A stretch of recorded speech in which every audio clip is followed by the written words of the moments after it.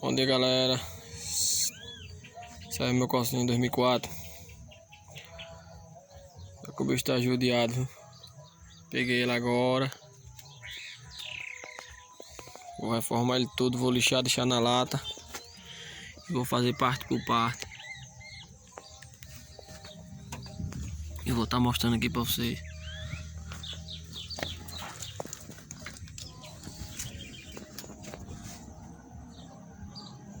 O carro tá tudo. Tava parado, 6 meses parado. Vou trocar tudo. Vou refazer o carro.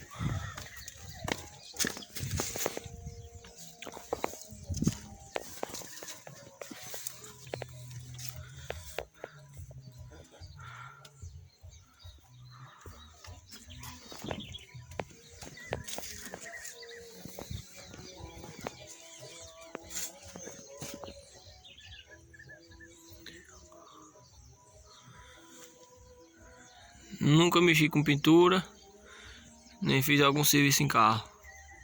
Esse é meu primeiro carro.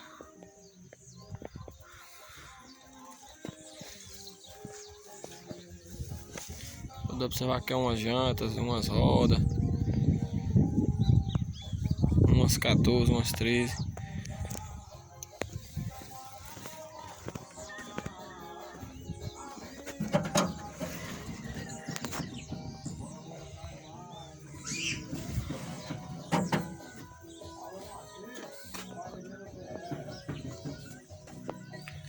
O carro tava abandonado mesmo.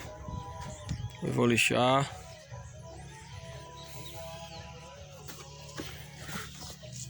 Eu vou trocar tudo aí, volante, fazer forro para as portas,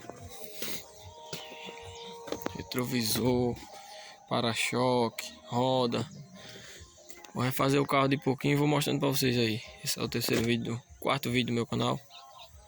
Quem puder dar uma forcinha aí, se inscreve lá e deixa o joinha.